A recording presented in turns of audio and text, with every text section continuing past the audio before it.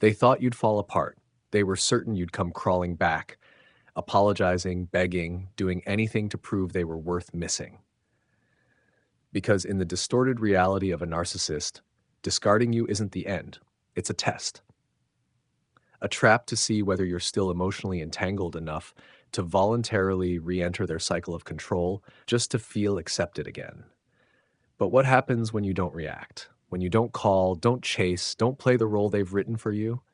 That's not a small victory. It's a devastating blow to their ego, a direct hit to the illusion of superiority they've built around your suffering. In today's video, we're going to expose a rarely discussed truth. Narcissists aren't nearly as powerful as they want you to believe. What they fear most isn't confrontation, it's your calm, your silence, your refusal to validate their manipulation with a single ounce of your energy. They will come back, not out of love, but because they can't stand losing control over someone who once supplied them with emotional power. If you've ever felt confused by their sudden return, or unsure why your silence enrages them more than your anger ever did, this video will give you the clarity you need to reclaim your peace. Make sure to hit subscribe and stay with us until the very end, because what we'll reveal next are strategies narcissists hope you never discover. This isn't just information, it's empowerment, and it may be the final key to closing the chapter for good. They thought they had finished you, but in truth, what they did was leave behind an unfinished script they expected you to complete. In the narcissist's mind, walking away from you isn't a real goodbye. It's a tactic, a test, a setup to gauge how emotionally dependent you still are, to see if they still control your emotional world. They want to watch you fall apart. They expect you to text, call, beg for closure. They want you to lose sleep, question everything you did, and drown in self-blame. They need that reaction to feed the illusion that they are irreplaceable, that their presence or absence determines another person's worth. That's how they keep their ego inflated. But when you don't react, the illusion begins to crumble. You don't respond, not because you're numb or careless, but because you've awakened. You don't chase closure, you don't seek explanations, and you don't try to fix what was built on manipulation.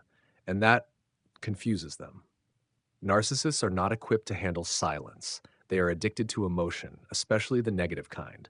They want your anger. They crave your heartbreak. But when you offer only calm detachment and no longer direct your energy toward them, they lose the very supply that sustained their false sense of power. Say your attention. According to psychologists like Dr. Ramani Durvasula, narcissists don't manage emotional disconnection well. They may appear confident, but their confidence is entirely dependent on controlling how others respond to them. When that control slips, when your reaction is nothing, they feel discarded. Suddenly, they begin to doubt the very decision they made. They wonder why you're not devastated. They question their worth. And quietly, they spiral into confusion and ego injury. That's when they often try to return, not out of love, not out of change, but to restore the old narrative. They need you to fail the test they never told you you were taking. They need you to come back so they can discard you again, this time on their terms, in a way that secures their sense of dominance. But when you don't play the part, the entire script falls apart. So what really happens when you don't do what they expect, when you don't chase them after they throw you away? There's no satisfaction. There's no sense of victory. Instead, you've just broken a cycle they've repeated with countless others before you. You're not reacting according to the script they had written in advance. And that creates a void they simply can't handle. Because narcissists don't just want to discard you, they want to watch you suffer because of it. They don't need you to love them. They only need you to react. They need you to come back crying, apologizing, begging, confused, to confirm that they still have power over you. And when that doesn't happen, when you stay silent, calm, and don't look back, they start to unravel. Now let's uncover what really happens behind the mask. What goes on inside the narcissist when you don't chase them after they discard you. You might be shocked to see just how quickly they begin to fall apart without your emotional fuel. At first, they'll wear the mask of cold indifference. They'll make it seem like walking away from you is effortless.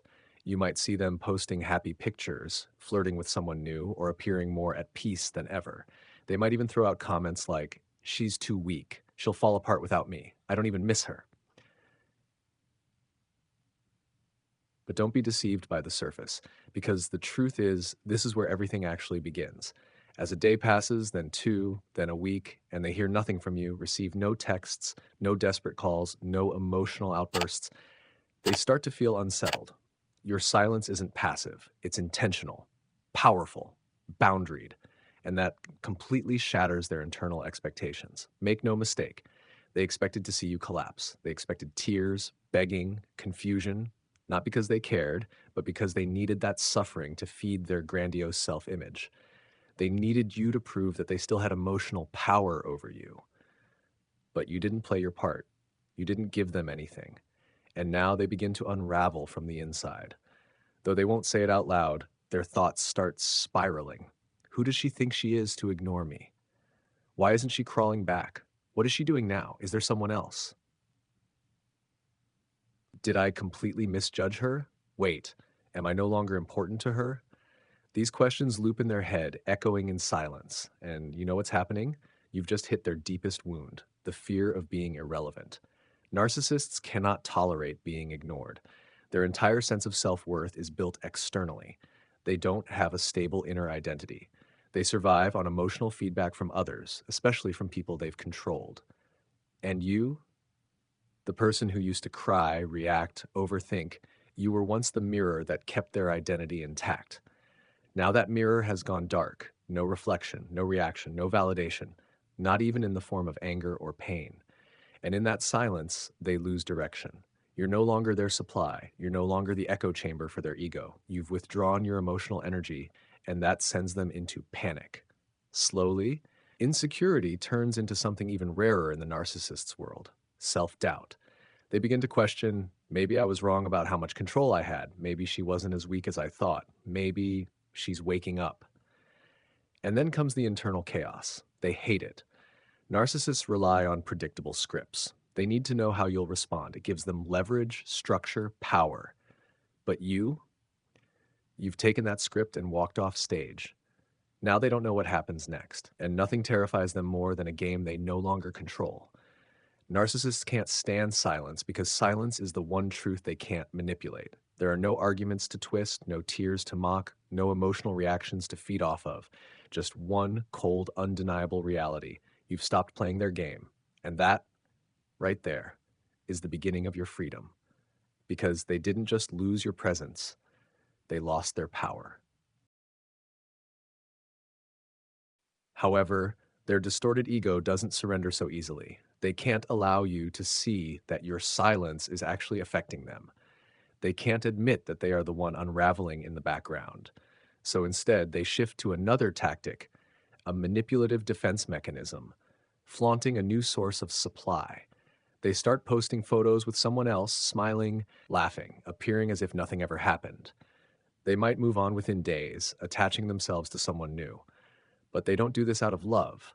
They do it because they desperately need a new mirror to cover the cracks forming in their wounded ego. This isn't love. It's a performance, an attempt to provoke jealousy, to make you feel replaceable, and more importantly, to make themselves temporarily forget the truth. You walked away and didn't look back. They want you to see them happy. They want you to regret. But in reality, the one suffering in silence is them. Because no one can truly replace the person who once reflected their carefully constructed illusion back to them. The new source will be pulled into the same cycle: idealization, manipulation, devaluation, because the void inside the narcissist can never be filled from the outside. And you, by refusing to react, became the first mirror to go dark. That shakes them, and no amount of new supply can erase that quiet but powerful defeat. And of course, when someone asks them about what happened between the two of you, they won't hesitate to spin a story, a version of events crafted entirely by them, serving only one purpose: to protect their injured ego. They'll say things like, "She was too sensitive. She always overreacted. I did my best, but she was unstable. I was the one being controlled, not the other way around." You suddenly become the problem, the unstable one. In the eyes of people who never truly knew you, they flip the narrative, cast themselves as the victim, and make you the perpetrator. Not because they believe it, but because they need others to believe it, so they don't have to face the one thing they fear most: accountability. The narcissist cannot tolerate the truth that you walked away and they couldn't stop you. So if they can't control you directly, they'll try to control how others perceive you. This is when the smear campaign begins. You may hear from mutual friends strange rumors you never expected, that you were controlling, moody, emotionally unstable, or worse, unfaithful. They will twist the facts, reframe the past, and turn you into a version they can comfortably hate, just to soothe their wounded pride. They know that if others saw the truth of who they really are, their entire mask would fall apart. And so, attacking your reputation becomes a way of protecting their own. And here's the irony: the quieter you are, the more it unnerves them. You don't respond. You don't defend yourself. You don't make a post to set the record straight. And that drives them mad because you're no longer playing their game. You're not giving them the opportunity to manipulate the conversation. You've opted out. And for them, that's more terrifying than any confrontation. Remember this: narcissists don't just manipulate emotions, they manipulate perception. They curate their social persona like a polished character: charming, trustworthy, kind, funny. And when you walk away quietly, refusing to play the role of the dramatic ex, you become a threat. Why? Because you've seen behind the curtain. You know the rage, the gaslighting, the emotional games. You've seen what they are when no one's watching. And if you won't cooperate with the image they want to portray, they'll do everything they can to discredit you. But here's the truth you must hold on to: not everyone deserves an explanation. You don't need to defend your name against every lie. You don't need to exhaust yourself trying to convince the people who were never really listening. Instead, hold your ground. Silence may lead to temporary misunderstanding, but in the long run, it proves you're no longer controlled.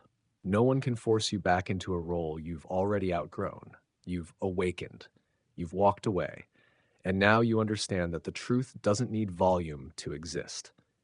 In psychology, there's a concept called projective identification, where the narcissist projects all their toxic traits onto you and then treats you as if you were the problem. It's not just manipulation, it's a distorted defense mechanism rooted in deep internal instability. So here's your clarity: what they say about you does not define you. The stories they spin speak more about their fear than about your character. You don't need to control what they say. You only need to control how you live your truth. And that, the peace, the restraint, the refusal to engage, is the loudest message you'll ever send. Not because you want them to understand, but because you've stopped playing the well-behaved victim. You're no longer the one who explains, absorbs, or pleads. You are now someone with boundaries, self-respect, and freedom. But don't think they'll simply give up. Narcissists never surrender in silence. When their smear campaign fails to trigger a reaction, when attacking your reputation doesn't lure you back into their power play, they shift tactics. Now begins a new phase in their game: surveillance. Because to them, your silence is incomprehensible. In the past, maybe you reacted immediately. You texted, begged, cried, over-explained. But this time, you didn't. You were quiet, you disappeared, and they can't stand not knowing why. They start to wonder: what is she thinking? Why isn't she suffering like I expected? Is she with someone else already? Could she actually be happy without me? These questions create a gap in information, and for a narcissist, that's a nightmare. They don't just need to control your emotions, they want to control your post-breakup narrative as well. And when they can't control you directly, they try to control the image of you that exists in their own mind. And when that image isn't getting feedback, their imagination kicks in, often in the most threatening way. They begin to suspect you've moved on. Worse, they fear you've outgrown them. And just like that, a new campaign of surveillance quietly begins. They might not contact you directly, but they'll monitor you in every way they can: watching your social media stories without interacting, creating fake accounts to follow you, asking mutual friends how you're doing, revisiting old pictures, analyzing them for emotional clues, subtly checking to see if you're dating someone new. These actions are not born of love. They're rooted in fear and a craving for control.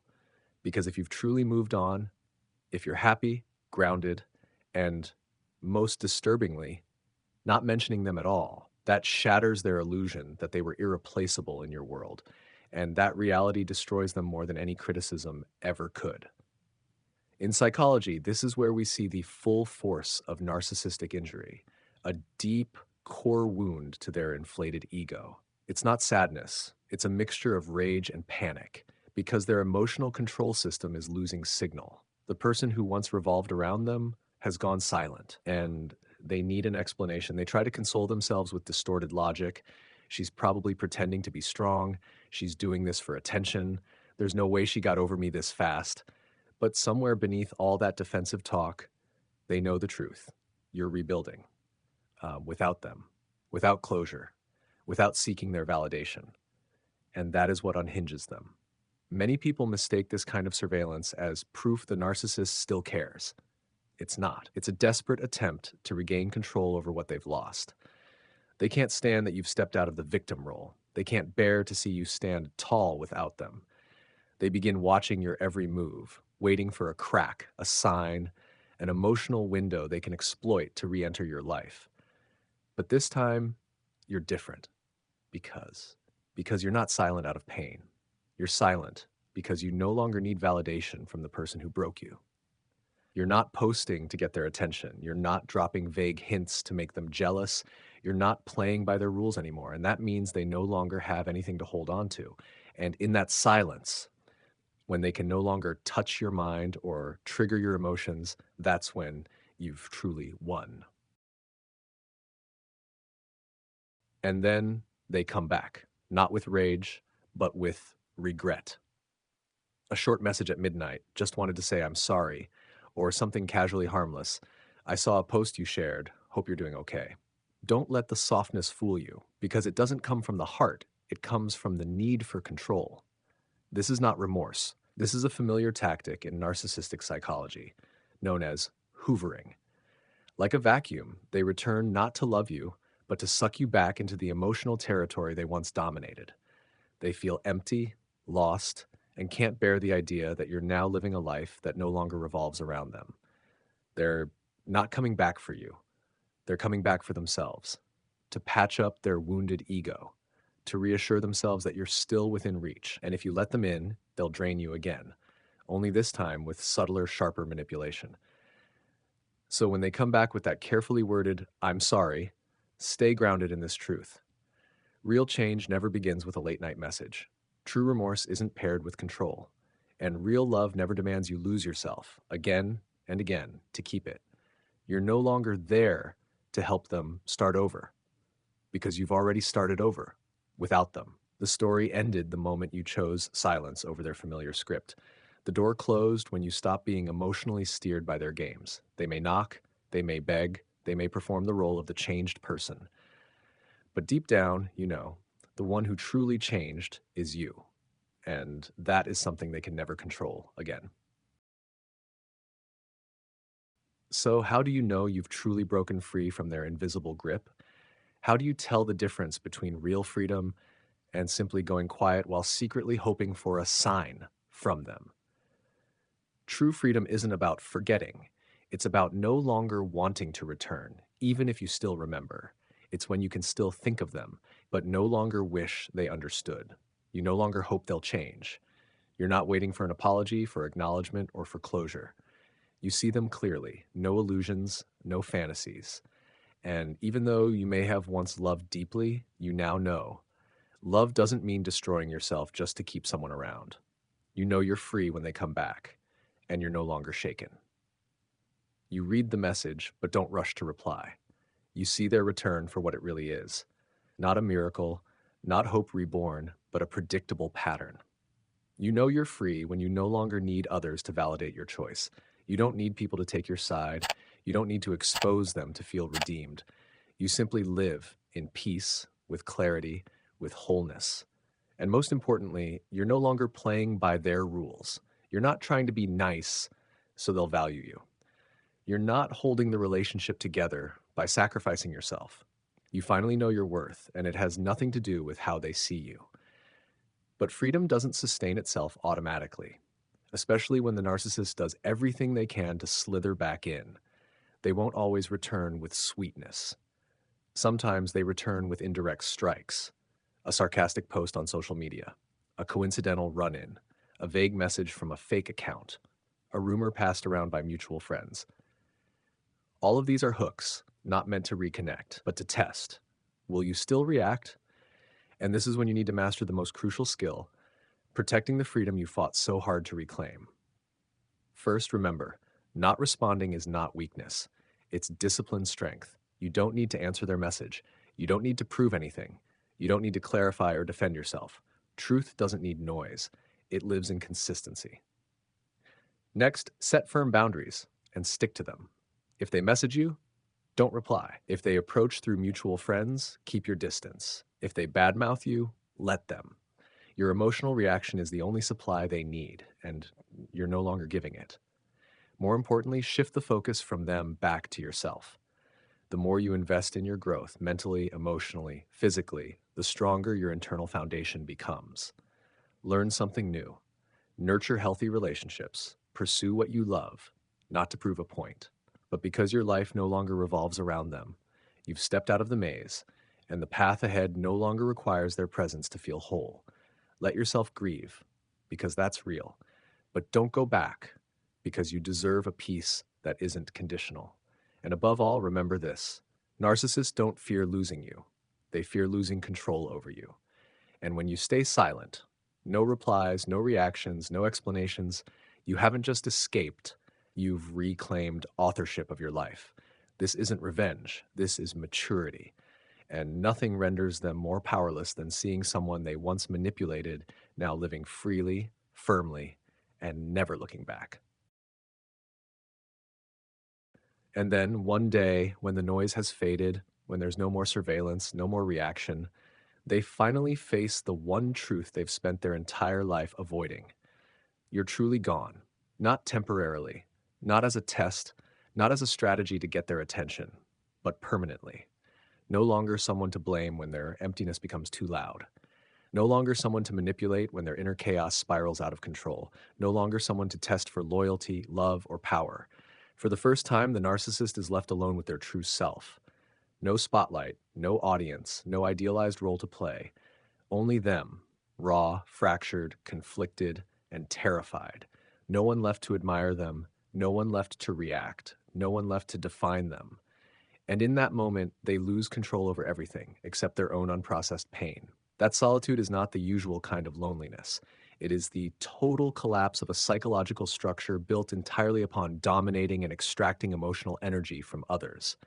A world where they were always the center, always needed, now lies in ruins, quietly, mercilessly. No dramatic ending, no final words, no chance to redeem the script. To a healthy person, solitude can be a chance to reflect, to grow. But for the narcissist, it's the ultimate punishment, because they have no true inner home to return to, no authentic self to sit with, no emotional foundation upon which to heal.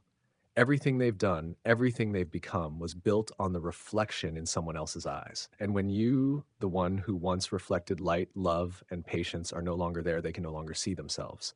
This is not longing. It is an identity crisis, a terrifying realization that they don't know who they are without someone to control. And the most bitter truth, they lost the one person who once saw both their light and their darkness, and still chose to stay for a while. But they didn't lose you because you didn't love enough. They lost you because they were never mature enough to honor that love. You don't need to defeat them with words. You don't need to reopen old stories or prove anything to anyone. Your silence, your dignified withdrawal, is the most powerful declaration that you've stepped out of the game they once orchestrated. Not reacting doesn't mean you're weak. It means you've grown strong enough to choose peace over chaos. You don't need to be understood. You only need to understand yourself. And when you realize your worth doesn't depend on who loves or abandons you, you are no longer a victim. You become the author of your own life. The narcissist may continue to perform their play, okay, but you've walked out of the theater. And the most beautiful truth is, you don't need hatred to move on. You only need freedom. If you're on this journey, learning to let go, stand up, and move forward without looking back, know this: you are not alone. Every quiet step you take is a step closer to deep, authentic healing. Don't forget to subscribe to the channel, share this video with someone who needs it, and leave a comment if you've ever experienced something similar, because your story could be the light someone else needs. You didn't just survive, you woke up, and that is something they will never be able to control again.